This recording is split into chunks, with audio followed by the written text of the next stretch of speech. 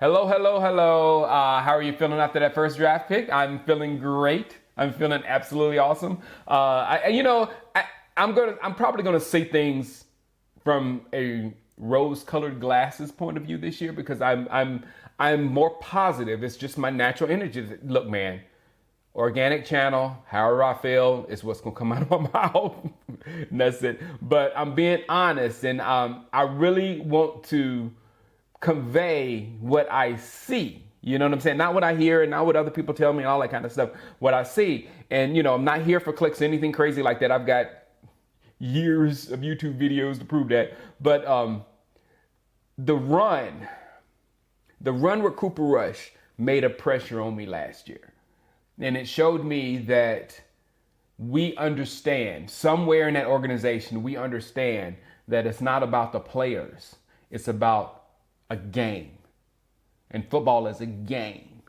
And during that stretch of time, we played the game. And it was, I've been to several training camps. I've seen Cooper Rush way back from when he got my boy Rico killed in practice. I got that on video. But I knew exactly who Cooper Rush was. So I knew if we played Garrett Ball with Rush, it was going to be a complete disaster. But we played football with Rush and we won. And it was a brand of football we hadn't seen in Dallas a long time. We played together. The team complemented each other perfectly. It was beautiful. And then when it was over, we went right back to Garrett Ball like that 4-game win streak didn't even happen. We should have played the same way with a different player. That was my mind. But then you can hear Jerry, now that we can do this now. And now that it was like grandiose thinking that shouldn't have been there. You should have stayed exactly where you are and just slowly improved yourself or whatever because you were winning. You didn't have to change anything. So, and playing that way, this is what really infuriated me last year. And it was a cloud over me in the entire season.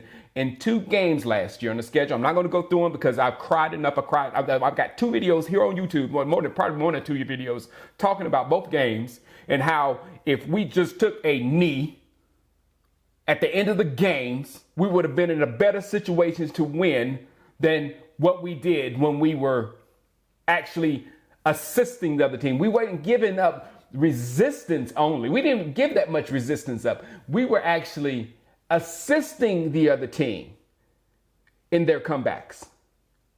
So, it started with horrible decisions upstairs with the coaches, and it matriculated through the players as bad decisions.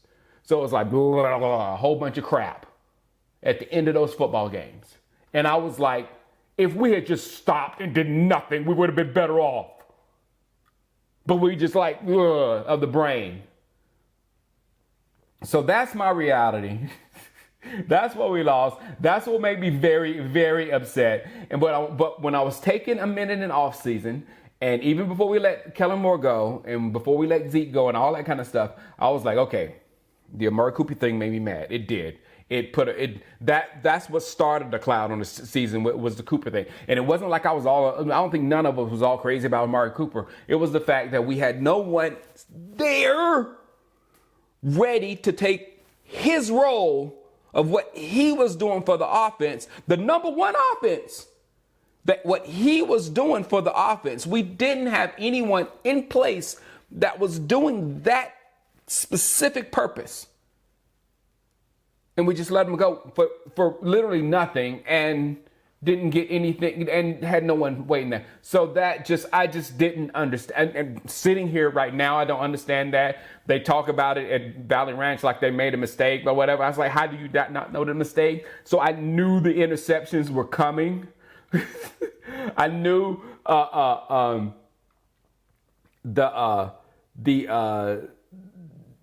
the stuff was going to break apart when you took that one person out of thing. But let me touch on Philadelphia one. I just saw it right here. I got to change subject. Let me touch on Philadelphia right quick about this draft. And I'm going to show you how media works. Now, Philadelphia has done some smart moves. Okay? They make me mad a lot. They got out of the Carson Wentz situation. But, you know, they drafted Carson Wentz, though. They drafted Carson Wentz, which was so stupid. It was ridiculous. But they got themselves out of it. So they do stupid things as well, but they get themselves out of it. So when they make those smart decisions, then it creates a narrative that everything they do is smart. So imagine us if we had drafted Jalen Carter, who was touted the best player of the draft. He dropped to 10, and we picked him up at 10. And then Nolan Smith dropped to 30, and we picked him at 30. They would say, well, you know, you got to worry about Carter's weight and his situation, and Nolan Smith is undersized, and there's really no positions. You got to wonder why they fail. They would have been pushing that narrative because Dallas doesn't make smart decisions to the media. So that's what happened there. And I'm not afraid of them, man. It's whatever. They might have great players, but again, like I said, it's about the game and how they're going to play together and all that kind of stuff. So they still got work to do over there. It's not going to be just done because they got players that other people say is real good. So in my mind, who we got was perfect. I heard the Chiefs was coming up trying to get him. I heard the Raiders were coming up trying to get him. But the reason why I believe he is so perfect is not because it's a team game. It's not because of what he can do individually. Let's take that off the shelf at first. But he makes Parsons and everybody else just better. Just better. You know what I'm saying? By opening up the defense for them, taking on blocks where they can get by or whatever. It's going to give everyone else around him opportunities. It's also going to, these are the two things that he's going to do without even doing anything, just being that big and strong. That stupid Philadelphia Eagles quarterback sneak. That idiot play, that play I wish they'd banned, that play that they would not have been where they were without that quarterback sneak, getting those fourth downs over and over and over and over and over. There's a video of 7 minutes of going for it on 3rd and 1 and 4th and 1 with those quarterback sneaks. We have to stop that. And a lot of those videos were on us, and they just blasted through us because we were very light on the defensive line. Now we have some pluggers right there. We got some pluggers right there. So when you come in there with 4th and 1, we're going to go get our big boys and we're going to tell them to get low. Don't let them get lower than you. And then you see how strong this guy. So that's an impact player. Just like I was looking at all the impact players that the offense could use or whatever, because I understand offense a little bit more than defense. But that is an impact player for the defense because everyone around him is impacted. And then outside of that, dude is an athlete. So think Vince Wilfork, you know what I'm saying? So he will be able to make plays on top of him just being big and an immovable object in the middle of the defense. So in my opinion, that was an outstanding pick. I couldn't be happier. Today, Josh Downs, please.